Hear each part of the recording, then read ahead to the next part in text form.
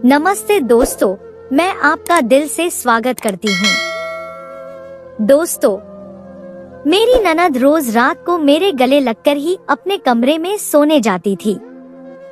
जैसे ही वो गले लगकर चली जाती थी तो मैं गहरी नींद में सो जाती। सुबह उठकर देखती तो मेरे बदन पर कपड़े नहीं होते थे। आखिर उनके गले लगते ही मुझे क्या हो जाता था जो मैं इस कदर गहरी नींद में चली जाती। एक दिन मैंने अपने कमरे में कैमरा लगा दिया।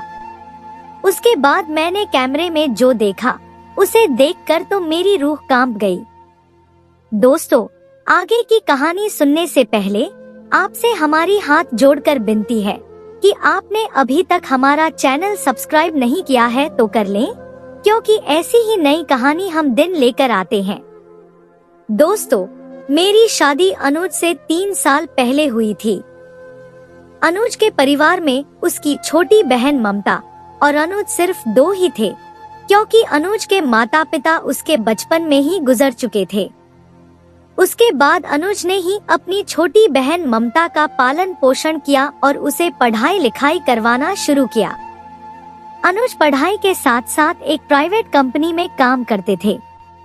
जब से मैं इस घर में आई हूँ, पूरे घर की जिम्मेवारी मैंने उठा ली। अब अनुज काम में अच्छे से ध्यान देने लगे, क्योंकि पहले उन्हें अपनी छोटी बहन का भी ध्यान रखना पड़ता था। लेकिन वह जिम्मेवारी मैंने अब अपने सर पर ले ली थी, तो अनुज अच्छे से पढ़ाई के साथ साथ काम में भी मन लगाकर मेहनत करने लगे। खैर, ऐसे ही दिन निकलते गए। आज सुबह सुबह ही बहुत ज्यादा खुशी का माहौल बना हुआ था, क्योंकि अनुज की मेहनत रंग ले आई। मनोज काम के साथ साथ पढ़ाई में भी बहुत आगे थे और हमेशा से ही दिन रात मेहनत करते थे, जिसका फल उन्हें आज मिल चुका था। अनुज एक सरकारी नौकरी पर लग चुके थे। इतनी बड़ी पोस्ट पर सरकारी नौकरी लगना कोई आम बात नहीं थी, लेकिन अनुज ने यह सब कर दिखाया। अब तो मेरी खुशी का ठिकाना ना रहा, क्योंकि मैं भी अब पूरे गर्व के साथ कह सकती हूँ कि मेरा पति एक सरकारी नौकरी करता है। क्योंकि अक्सर मुझे अपनी सहेलियों के बीच यह सुनने को मिलता था कि तुम्हारा पति तो प्राइवेट कंपनी में काम करता है, लेकिन हमारे पति तो एक सरकारी नौकरी करते हैं। क्योंकि मेरी जितनी भी सहेलियां थी वह हमेशा से ही घमंडी थी। मुझे उनकी बातों का बुरा नहीं लगता, लेकिन कहीं ना कहीं मेरे मन में यह जरूर था कि अनुज की भी सरकारी नौकरी लगे, और अनुज ने आज वह कर दिखाया। खैर, अब हमारे अच्छे दिन आ चुके थे।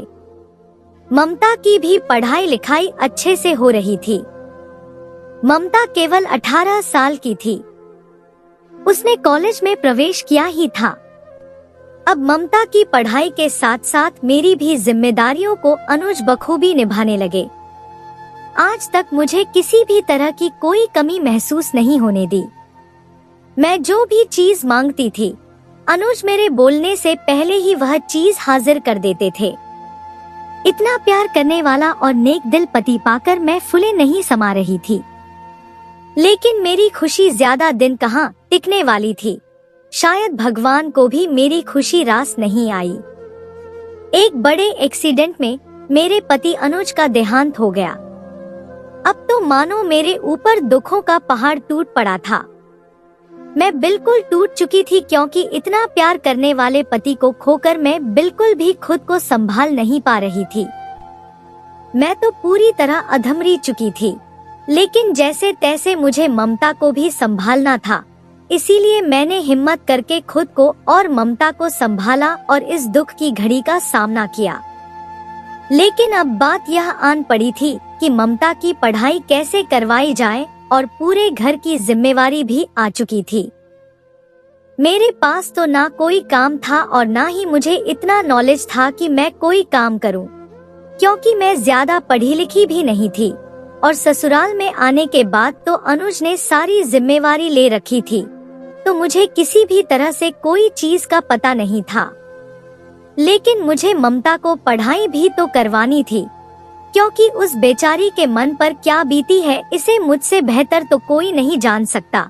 क्योंकि बचपन में उसने अपने माता पिता को खो दिया और अब अपने भाई को खो दिया। उसके ऊपर क्या बीत रही है मैं अच्छी तरह समझती थी, लेकिन मैं उसकी पढ़ाई में कोई भी बाधा नहीं आने देना चाहती थी। जिस तरह अनुज उसका ख्याल रखते, उसी प्रकार मुझे भी उसका ख्याल रखना था। मुझे उसको उसके माता पिता और भाई की कमी महसूस नहीं होने देनी थी, इसीलिए मैं काम की तलाश में निकल गई। मुझे ममता ने कहा था कि भाभी मुझे पढ़ाई लिखाई करने की कोई जरूरत नहीं है, हम लोगों के घरों में झाड़ू पोंछा करके 2 वक्त की रोटी का जुगाड़ कर लेंगे, बस यही बहुत है। लेकिन मैंने ममता की बात नहीं मानी, क्योंकि मैं उसे पढ़ाई लिखाई करवा कर एक अच्छी इंसान बनाना चाहती थी, उसे उसके पैरों पर खड़ा करना चाहती थी। इसीलिए मैं काम की तलाश में निकल गई। दरअसल अनुज के पास ज्यादा धन दौलत नहीं थी, ना ही जमीन जायदाद थी। पहले उसकी प्राइवेट कंपनी की नौकरी की वजह से घर चलता था और उसके बाद उसने सरकारी नौकरी कर ली, जिस वजह से हमारे अच्छे दिन थे। लेकिन पैसे जोड़ नहीं पाए, क्योंकि अनुज को नौकरी लगे ज्यादा दिन नहीं हुए थे कि उसका देहांत हो गया। इसीलिए घर में जमा पूंजी भी नहीं थी। खैर मैं तो शहर में काम की तलाश में निकल गई और मुझे एक कंपनी में काम भी मिल गया। सैलरी ज्यादा नहीं थी, लेकिन कम भी नहीं थी। मैं दिन रात मेहनत करके ममता को अच्छी जिंदगी देना चाहती थी, इसीलिए मैं कुछ कंपनी में काम करने लग गई। सवेरे उठकर घर का काम करने के बाद मैं काम पर निकल जाती और शाम को थकी हारी घर पर आती और ममता को खाना खिला देती और खुद खाना खा कर सो जाती। खैर मुझे नींद तो नहीं आती थी, क्योंकि अनुज की यादें मुझे हर रोज खाती थी, लेकिन मेरे पास कोई इलाज नहीं था, इसीलिए मुझे इन सब को झेलना ही था। खैर कभी हंसी और कभी दुख को झेलते हुए ऐसे ही दिन निकले जा रहे थे। मेरी ननंद को हमेशा से ही एक आदत थी कि वह सोने से पहले हमेशा मेरे गले लगकर सोती थी। जब से मेरी शादी इस घर में हुई थी, तब से मेरी ननंद हमेशा ही मेरे गले लगकर अपने कमरे में जाती थी। अनुज अक्सर उसे चिढ़ाते रहते थे कि मेरे तो कभी भी गले लगकर नहीं सोई, मैं क्या तुम्हारा भाई नहीं हूँ। तभी वह कहती कि भैया आप तो मेरे भाई नहीं भगवान हो, लेकिन भाभी से बढ़कर कुछ भी नहीं है, यह मेरी माँ और भाभी दोनों है। इसीलिए मुझे इनके गले लगने पर बहुत सुकून मिलता है और अच्छी नींद भी आती है, इसलिए मैं भाभी के गले लगती हूँ। खैर अपनी ननद के गले लगकर मैं भी सो जाती थी, लेकिन मैंने कुछ दिनों से एक चीज को नोट करना शुरू किया था कि पिछले 2-3 दिनों से जब भी ननद मेरे गले लगकर अपने कमरे में चली जाती, उसके बाद में इतनी गहरी नींद में चली जाती थी कि मुझे पता ही नहीं चलता था कि मेरे साथ क्या होता है। जब से अनुज का देहांत हुआ है, उसके बाद से मैं इतनी गहरी नींद में आज तक कभी भी नहीं सोई। दिन भर इतना काम करती थी, फिर भी मुझे नींद नहीं आती थी। अनुज की यादें मुझे सोने भी नहीं देती थी, लेकिन अब पिछले 2 से 3 दिनों के बीच तो मुझे बहुत नींद आ रही थी। मुझे तो इसके पीछे कुछ अजीब सा लग रहा था कि मुझे इतनी नींद क्यों आ रही है। पहले मुझे नींद का जरा भी एहसास नहीं होता, लेकिन जैसे ही मेरी ननंद मेरे गले लगकर कमरे से बाहर जाती है, उसके बाद से मैं मानो बेहोशी की हालत में चली जाती हूँ और बिना पानी पिए ही सो जाती हूँ।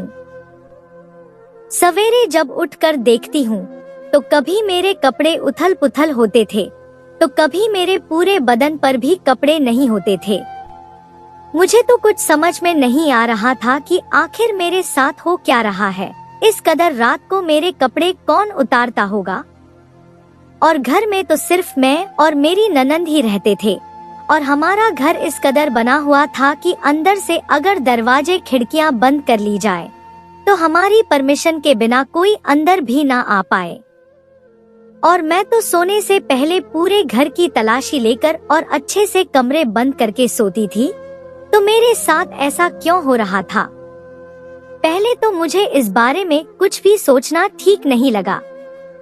मुझे लगा कि शायद मेरी थकावट का कारण होगा, क्योंकि दिन भर इतना काम करने के बाद मैं पूरी तरह थक जाती हूँ और मुझे नींद आ जाती है, और नींद में हो सकता है कि मैं खुद ही ऐसी हरकत कर लेती हूँ।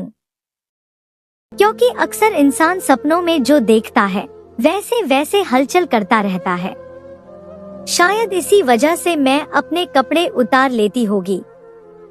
बेवजह में ऐसे ख्यालों में पड़ना ठीक नहीं है। लेकिन फिर मुझे लगा कि ऐसे तो नहीं हो सकता, क्योंकि मैं कोई काम आज से तो कर नहीं रही हूँ। पिछले कितने महीनों से मैं यह काम कर रही हूँ, और तब मुझे इतनी थकान नहीं हुई, तो अब कैसे हो सकती है? और भला थकान होती है तो इस कदर अचानक मेरी नींद कैसे लग जाती है, और वह भी ममता के गले लगने के बाद। अब तो मुझे ममता पर भी अजीब सा लगने लगा था कि ममता कहीं कुछ कर तो नहीं रही है। लेकिन फिर मेरे मन में ख्याल आया कि नहीं, ममता मुझसे इतना प्यार करती है और मुझे माँ का दर्जा देती है, मुझे उसके बारे में ऐसे सोचना नहीं चाहिए। लेकिन हर समय मेरे दिमाग में यही बात दौड़ती कि आखिर मेरे साथ हो क्या रहा है।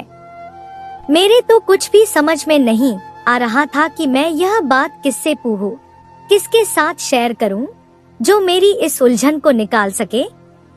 इस तरह काफी दिन निकल गए, लेकिन यह हरकतें कम नहीं हुई। अब तो मेरे साथ कुछ और ही ज्यादा होने लगा था। मैं रात को जिस तरह सोती थी उस तरह सुबह बिल्कुल भी नहीं होती थी। मेरे पूरे कपड़े बदन पर से गायब होते थे और मेरा पूरा शरीर इस तरह टूटता था जैसे मानो मुझे किसी ने रौंदा हो।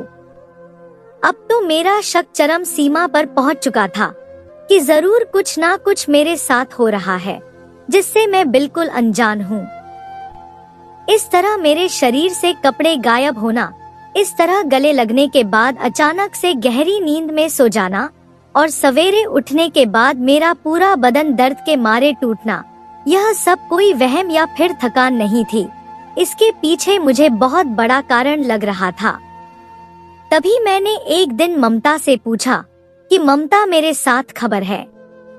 तभी ममता कहती है कि नहीं भाभी, ऐसी कोई बात नहीं है, और वैसे भी घर में कौन आता है, जरूर आप थकान के मारे सो जाती हो और नींद में यह सब हरकतें कर लेती हो, और सवेरे जब आप उठती हो तो आपको ऐसा कुछ लगने लग जाता है।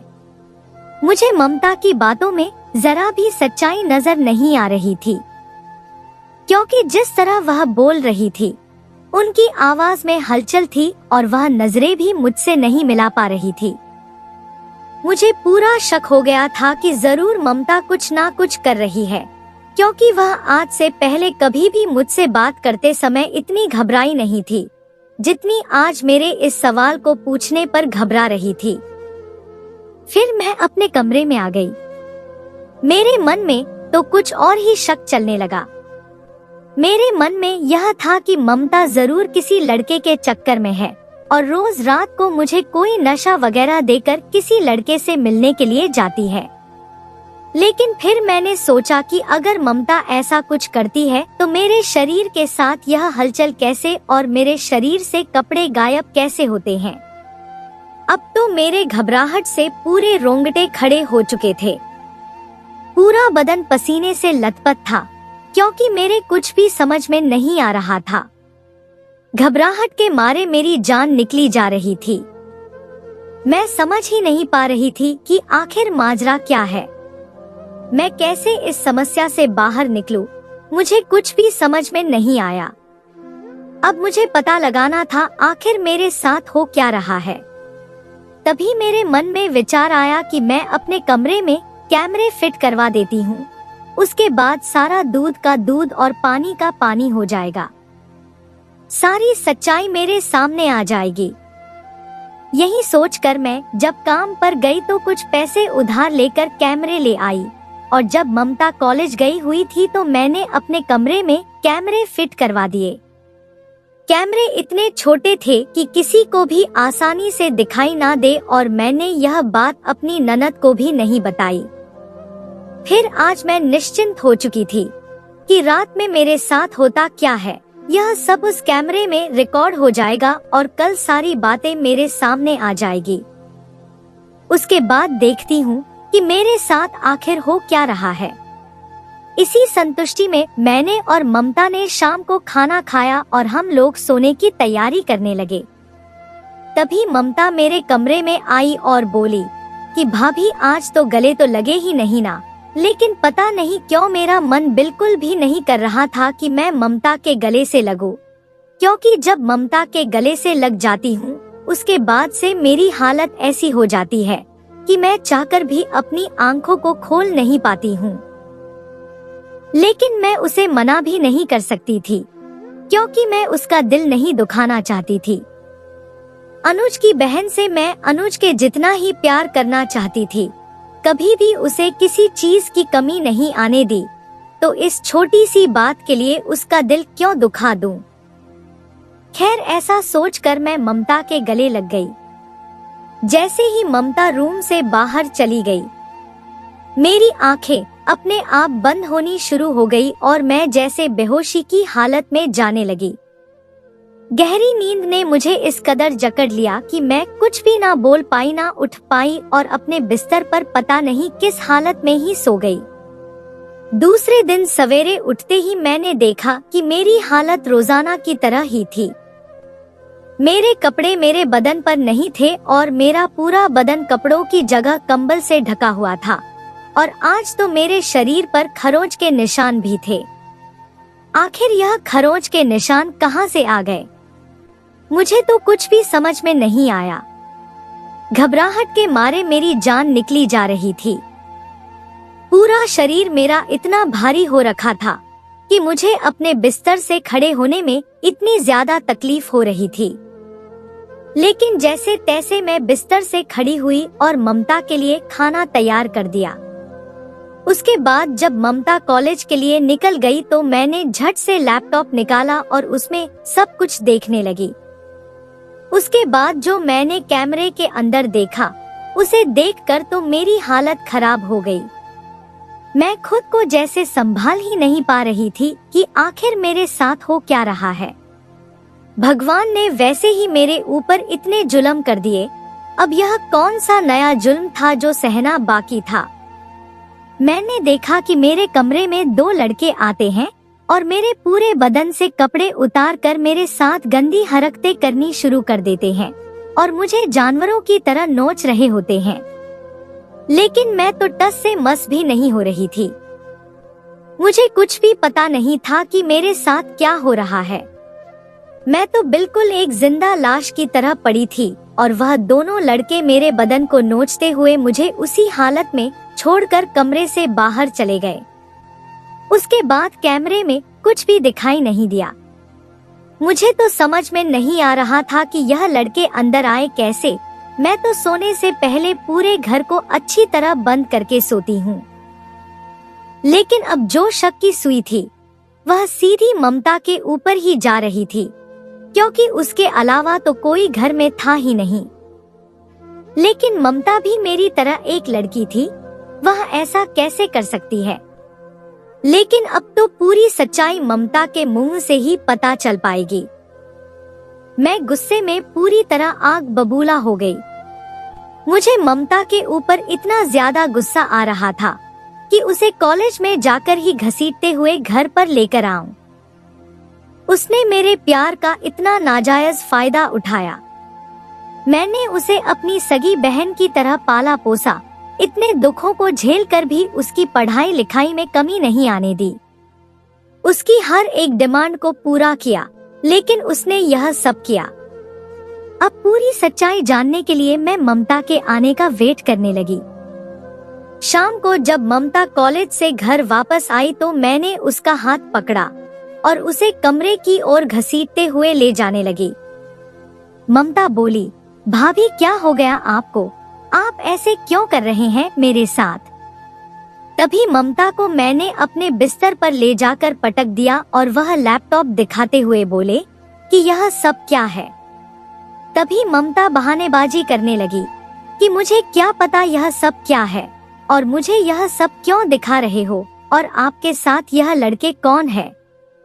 तभी मैंने ममता को खींचकर एक थप्पड़ दे मारा और बोला कि ज्यादा भोली बनने का नाटक तो मत करो मेरे सामने, सच सच बता दो वरना मुझसे बुरा कोई नहीं होगा।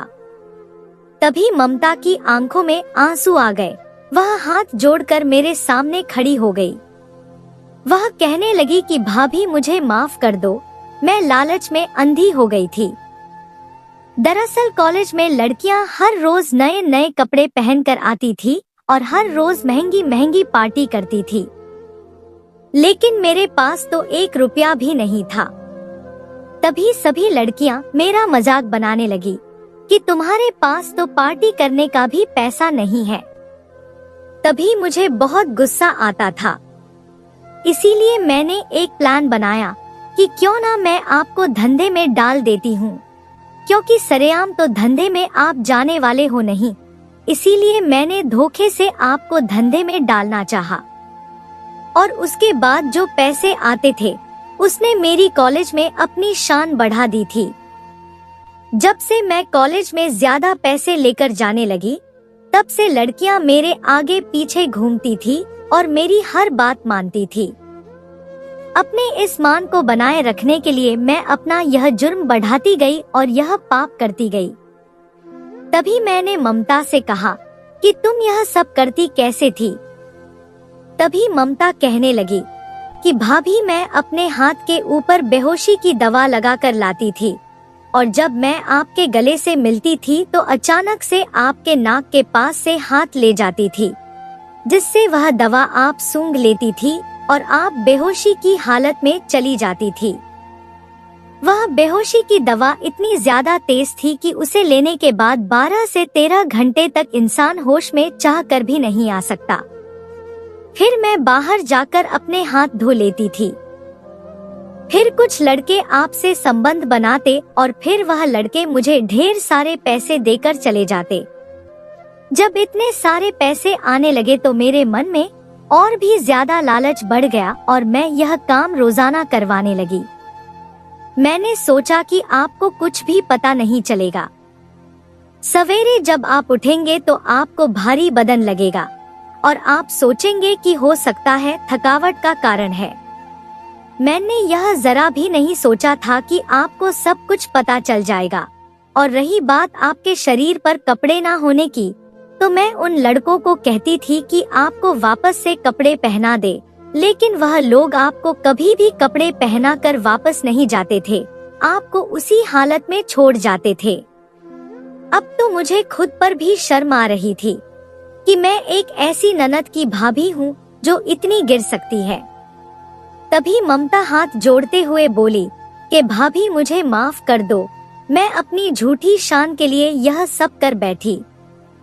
तभी मैंने ममता को धक्का देकर कमरे से बाहर निकाल दिया और अपना कमरा अंदर से बंद कर लिया और जोर जोर से रोने लगी। मुझे खुद विश्वास नहीं हो रहा था कि मैं इन हालातों में पहुंच जाऊंगी। मैं बार बार अनुज से माफी मांग रही थी कि मैं आपकी बहन को नहीं संभाल पाई। वह एक ऐसे रास्ते पर चल पड़ी जिसका मैं जरा भी ख्याल ना कर पाई। मैंने ममता के लिए इतना कुछ किया था। मैंने अनुज के जाने के बाद जब से काम करना शुरू किया था, उसके बाद जितने भी पैसे बनते थे वह सब मैं ममता के ऊपर ही लगा देती थी। खुद के लिए मैंने आज तक एक जोड़ी साड़ी तक नहीं ली। मैंने सोचा कि ममता को किसी चीज की कमी ना हो, लेकिन मेरे इसी प्यार का ममता ने गलत फायदा उठाया और उसने मेरे साथ वह हरकत कर दी जो करने से पहले हर इंसान पहले 100 बार सोचता है। मुझे ममता पर बार बार गुस्सा आ रहा था, लेकिन मैं क्या कर सकती थी। मैं अपने दुखी मन से रोते हुए अपने बिस्तर पर पड़ी रही और बार बार अनुज को याद करने लगी। मैं सोच रही थी कि ममता ने यह सब करने से पहले जरा भी नहीं सोचा। अपनी झूठी शान में इतनी अंधी हो चुकी थी कि उसने मेरे बारे में जरा भी ख्याल नहीं किया।